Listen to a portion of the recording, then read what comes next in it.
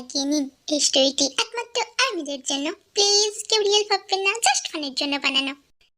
যদি তুমি রোবট সেজে সেখানে থাকো, যতদিন না আমি রোবটটা ঠিক করে ফেলি। তুমি হুঁশে আছো জিহাব স্যার? আমি মাফিয়া রোবট সেজে সেখানে যাব, তিনি বুঝতে পারবে না এতটা আলাফোলা তিনি নন। আর তুমি নিজেও জানো রোবটটা তার কি জন্য চাই। জানি, কিন্তু আমাদের কাছে আর কোনো উপায় নেই। আমাদের জীবন এমনিতেও ঝুঁকিতে। এতগুলো টাকা নিয়েছি রোবটটার পিছনে খরচ। আমি জঙ্কুক স্যারকে কথা পর্যন্ত দিয়ে দিয়েছি। এখন আমাদের ফেলা মানে নিশ্চিত মৃত্যু। আর আমি ধরা খেলে আমার মৃত্যু নিশ্চিত। তোমার কি মনে হয় সে আমাকে ছেড়ে দেবে? যেখানে মেয়েদের পছন্দ না, ছলনা পছন্দ, সেখানে আমি তার অপছন্দের দুইটা কাজ করছি। তুমি কাজটা করবে, আর যদি না করো তোমার মায়ের চিকিৎসা হবে না। আমি দরকার পড়লে বাড়ি বিক্রি করে দেব। তখন তো বিক্রি করবে যখন তুমি জীবিত থাকবে।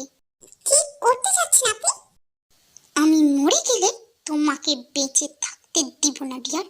আমি জঙ্কুককে বলবো তুমি রোবটটা ভেঙে ফেলেছো।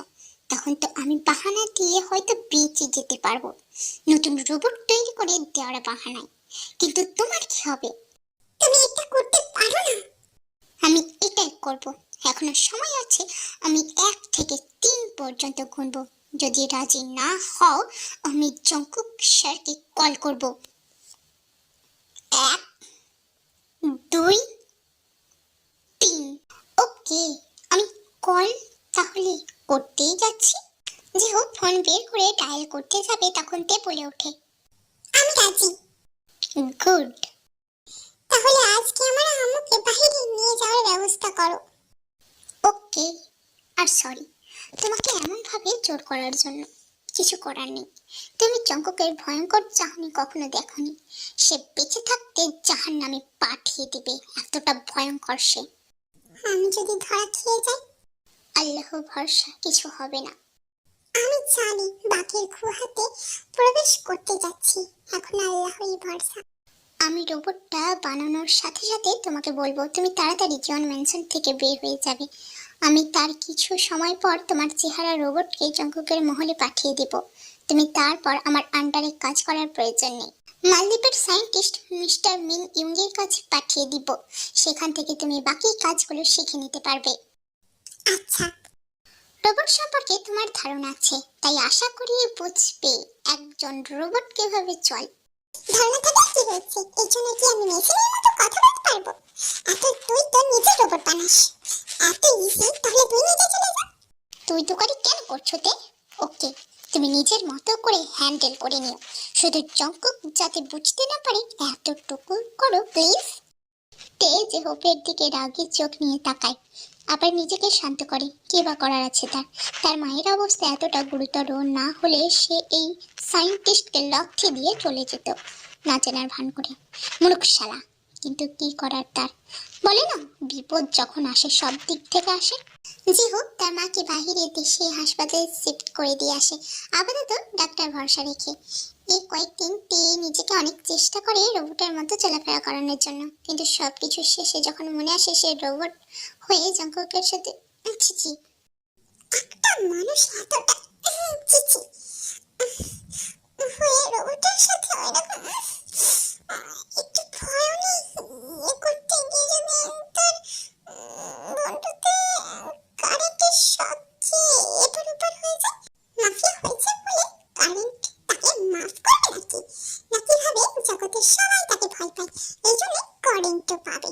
তোকে একটা কথা বলতে চাই রে পাগলা, কারেন্ট মাফিয়া সাধারণ মানুষ বোঝে না।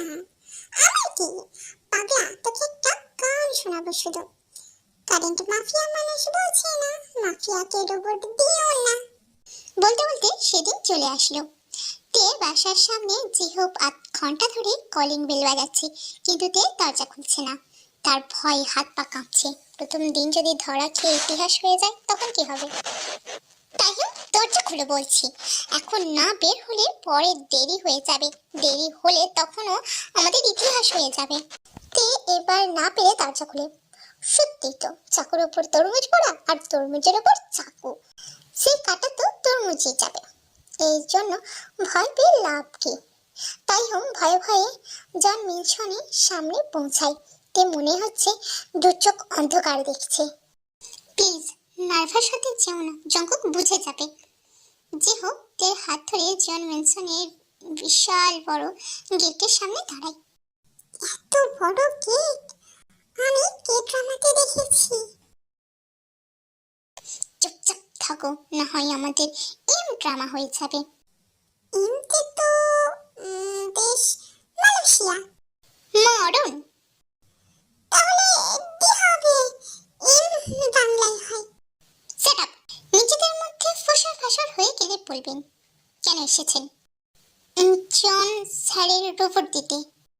তার নাম না জঙ্কুক, পদবী জিওন। তো আপনারা দুইজন এসেছেন, রোবট কোথায়? দেখছেন যে হোপের কামাল, বুঝতে পারলেন না তো? এই মাথামোটা কাতলা থেকে রোবট আক্কেল কম দিতে পেরেছি। জিওন স্যার সময় করে দিল ব্রেন দিতে। তাহিম পিছন থেকে থেকে জেহবকে গুঁতো দিতে থাকে। প্রমাণ দেখান হেজের রোবট। জেহব তের হাত তাদের সামনে আনে। এরপর তের হাতের উপর চামড়া থেকে উপরে পাতলা আস্তরণ ওঠায়। ওঠাতে হাতে হাড্ডির বদলে রোবটের শরীরের মতন দেখায়। বিশ্বাস হয়েছে? জি। যে হোক জানতো এই বডিগার্ডগুলো প্রমাণ চাইবে, এই জন্য ভাঙা রোবটের হাত আপাতত তের হাতের উপর ফিট করে দিয়েছে। তে চাইলে হাতের উপর আবারটা খুলে ফেলতে পারবে। এন্টি কার্ড আর কোড দিয়ে সামনে থাকা দরজা দিয়ে প্রবেশ করুন গেট দিয়ে। যে হোক পকেট থেকে কার্ডটা বের করে দরজায় থাকা লকের উপর রাখতে একটা পিন চাই। যে হোক পিনটা দিতে দরজা অটোমেটিক খুলে যায়। তে হোক সেখান থেকে মেইন গেটে প্রবেশ করে। সেখান থেকে দাঁড়িয়ে তে জিওন ম্যানশন দেখতে থাকে। এত বড় মহল, বাহির থেকে পুরোটা ডার্ক মার্বেল পাথর দিয়ে তৈরি করা। মেইন গেটের সামনে দরজাটা কোডটা এগুলো কি? এগুলো নিরাপত্তার জন্য রাখা হয়, যাতে শত্রুপক্ষ কিংবা বাহিরের কেউ চাইলেও জিওন ম্যানশনে প্রবেশ করতে না পারে। যার সময় কোনো কোড আছে? যা সময় না, প্রতিদিন কোড পরিবর্তন হয়, আসা যাওয়া আলাদা আলাদা কোড। মানে তুমি এটা বলতে চাচ্ছ আমি চাইলে এই মেনশন থেকে এখন চোরামি করে পালাতে পারবো না? না। ঝোপে বাচ্চা সারা ডট। তুই আগে বলিসনি কেন? কেন বলেছিস রোবট বানানো শেষ হলে আমি মেনশন থেকে বের হলে তুই রোবটকে পাঠাবি? তুই তোকারি কেন করছ আবার? তাই তুমি তখন বোঝনি, আমি বোঝাতে চেয়েছি। তুমি তখন জঙ্কুককে পটিয়ে বাহিরে যাওয়ার অনুমতি নেবে, তখন সে তোমাকে কোড দিবে। তুই সালা সায়েন্টিস্ট না হয়ে নেতা হওয়া উচিত ছিল। কথার সাথে কাজের মিল নেই। আজকে দেওয়া কথা কালকে পরিবর্তন হয়ে যায়। আল্লাহ, আমি কোথায় এসে পড়েছি? আমি বাড়ি যাব। এখন আর সম্ভব না। বের হলে গেট দিয়ে আমাদের ইতিহাস হয়ে যাবে। তের আগে জেহফের চুল টেনে ধরতে যাবে, তখনই বাহির থেকে গাড়ির আওয়াজ শুনতে পাই। ও নো, হয়তো জন সে চলে এসেছে। তে দৌড়া, তাড়াতাড়ি গিয়ে ম্যানশনে প্রবেশ করো। যদি দেখি আমরা দেরি করেছি তাহলে। তে জন দৌড়াতে শুরু করে। আশেপাশের সিকিউরিটি তাদের দিকে হাঁ করে তাকিয়ে থাকে। দৌড়ে তারা জন ম্যানশনের ড্রয়িং রুমে প্রবেশ করে। তে বাহির থেকে না যতটা অবাক হয়েছে, ভিতর থেকে আরো দুগুণ অবাক হচ্ছে। এত সুন্দর বাড়ি। যে হোক তেকে টেনে সোফায় বসায়। তের দিকে একবার তাকায়, দেখে তে ঘেমে গেছে। হুইম জি তাই হোক, তুমি ঘেমে গেছো, এখনই ঘাম মুছতে হবে। যে হোক পকেট থেকে রুমাল বের করে তাহিমের ঘাম মুছতে থাকে। তখন দরজা থেকে ভয়ঙ্কর স্বরে জঙ্কুক বলে ওঠে, যে হোক হাত যেখানে আছে সেখান থেকে পিছনে নিয়ে যাও। এখন থেকে এই রোবটটা আমার, আর আমার জিনিসের দিকে হাত দিলে সে হাত আমি আস্ত রাখবো না। দিচ্ছি না তো, দিচ্ছি না, দেখুন কেমন ঘেমে গেছে। রোবট ঘামাই? আমার রোবট ঘামায়? আসলে রোবটের মালিক অনেক পরিশ্রমের জন্য। রোবটের মালিক ছিলে এখন থেকে এ robot one and only winner Jungkook. একথা তের দিকে তাকিয়ে বলে। কথাটা শোনা মাত্র তে জঙ্কুকের দিকে চোখ তুলে তাকায়, দেখে জঙ্কুকও তার দিকে তাকিয়ে আছে। তে জঙ্কুকের এমন চাহনি দেখে বুকের ভেতর হার্টবিট জোরে জোরে দুপ দুপ করতে থাকে। জঙ্কুক আস্তে আস্তে হেঁটে এসে তেহবের সামনে দাঁড়ায়। জঙ্কুককে সামনে দাঁড়াতে দেখে তারা দুইজন দাঁড়িয়ে যায়।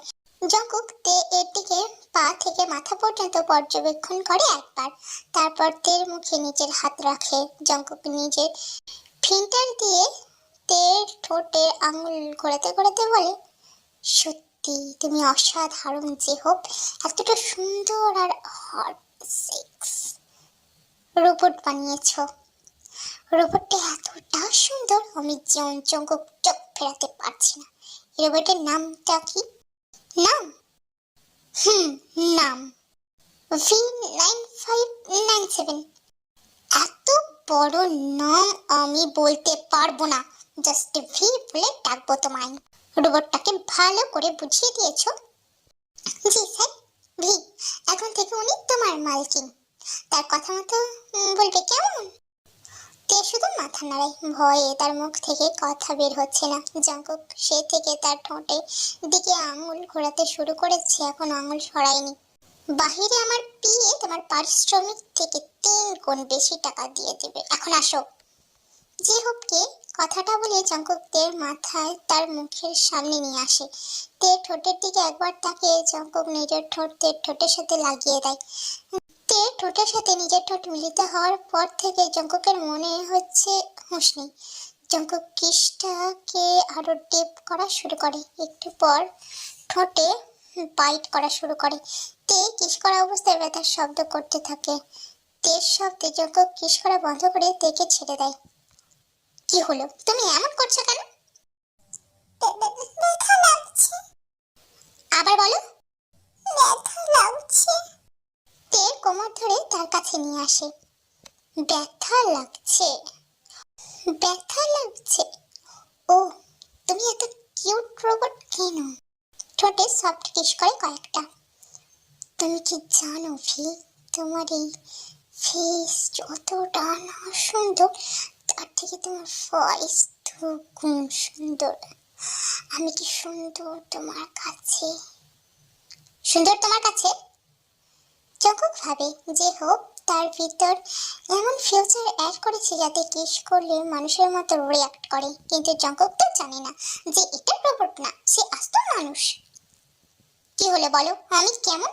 তোমার কাছে আমাকে কেমন লেগেছে? তে জঙ্কুকের মুখের দিকে একবার তাকায়, তারপর বলে, আপনি সুন্দর।